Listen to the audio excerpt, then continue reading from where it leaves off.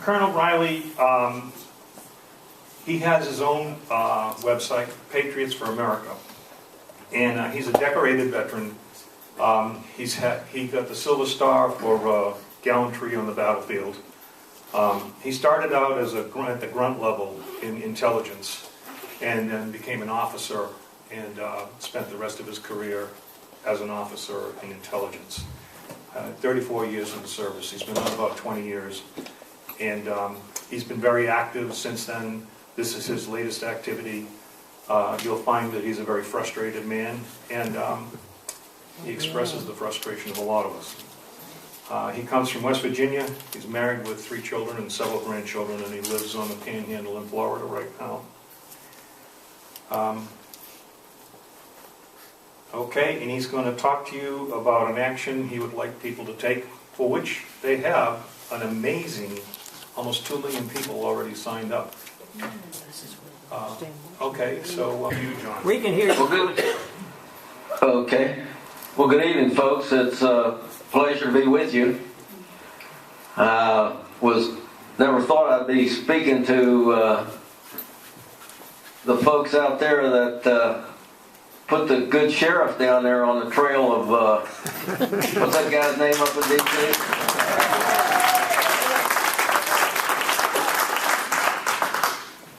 But it's a pleasure to be with you.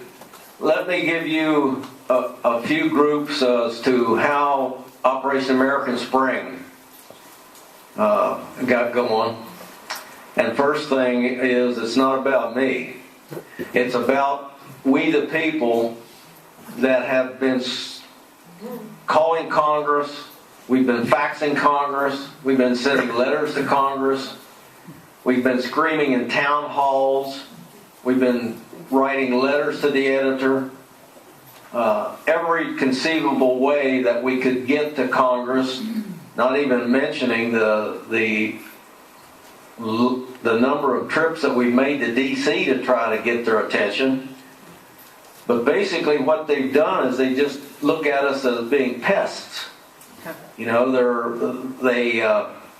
they seem to care less about what it is that our needs are, what we think that they should be doing, that we're the power, that they're the servants, not vice versa. Right.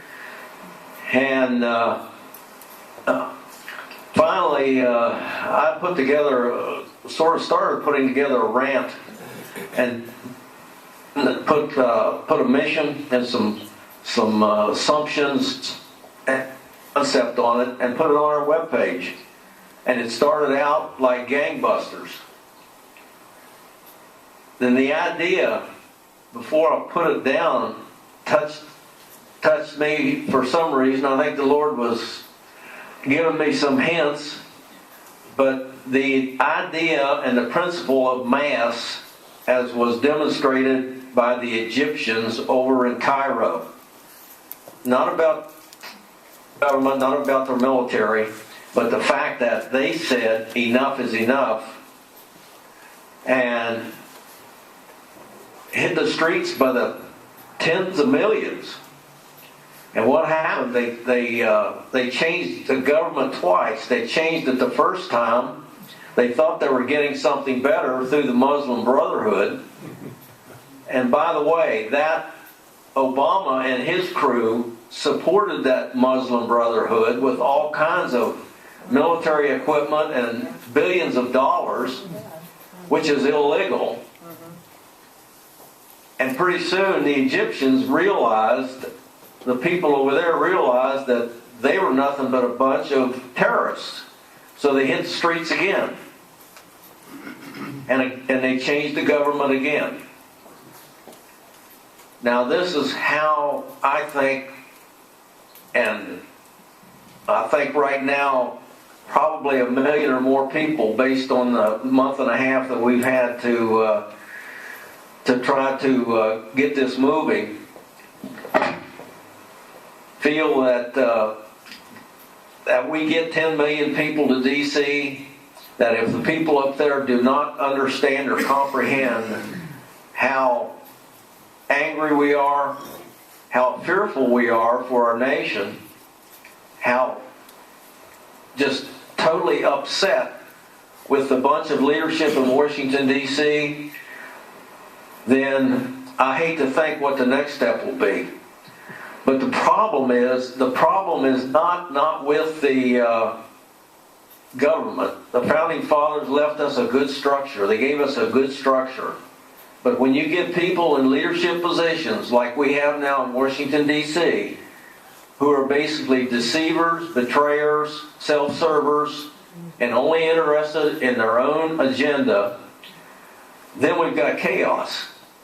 And right now we've got a lawless government in Washington, D.C. because they particularly the executive, they do whatever they want to do. They write laws, they change existing laws, they write executive orders by the hundreds, if not 1,000 or more, to try to circumvent, go around Congress, which has abrogated their responsibility. They are guilty of violating their oath. They are not upholding what it is their responsibility is.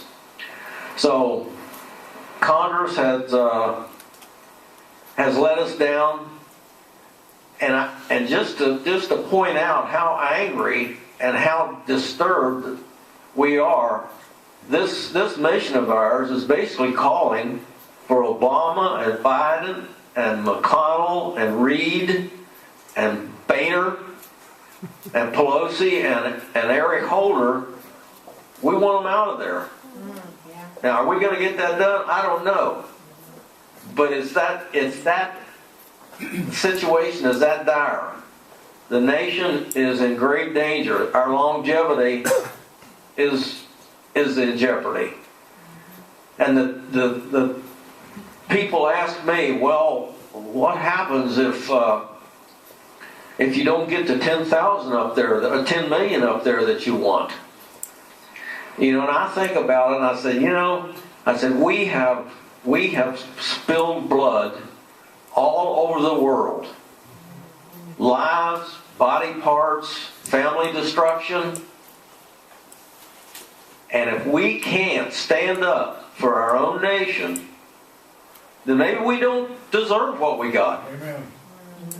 Because there's no time now. There's no more time to say, let someone else do it. Amen. Because we're past that.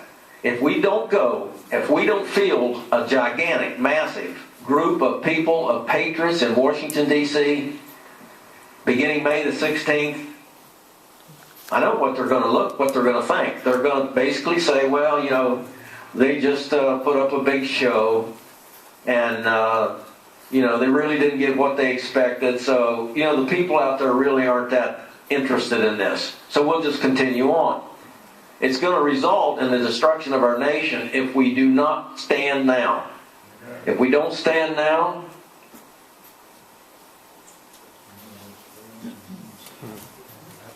imagine. And I've heard people say, well, do you think that there's any possibility of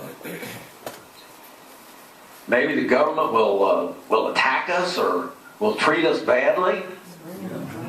And you know, if our nation is not worth taking a risk when all we're going to do is we're going up there in a peaceful, unarmed, nonviolent condition.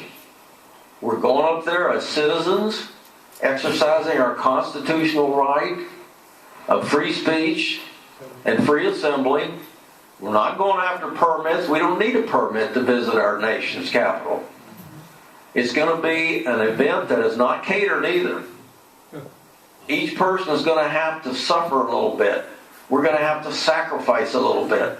We're going to have to put a backpack on. We're going to have to carry some water, carry some dried foods, maybe even a portable potty on your belt.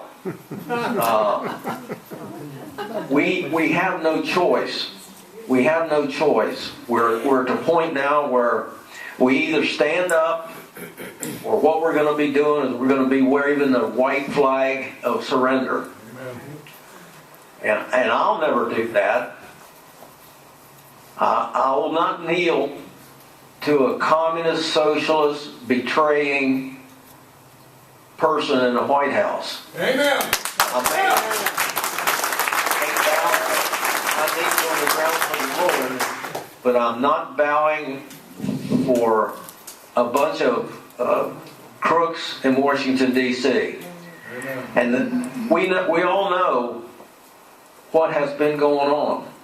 I mean, right there in Arizona, I mean, your governor out there tried her best to pass a law to protect the Arizona people from illegal aliens, to try to protect and the safety of the Arizona people.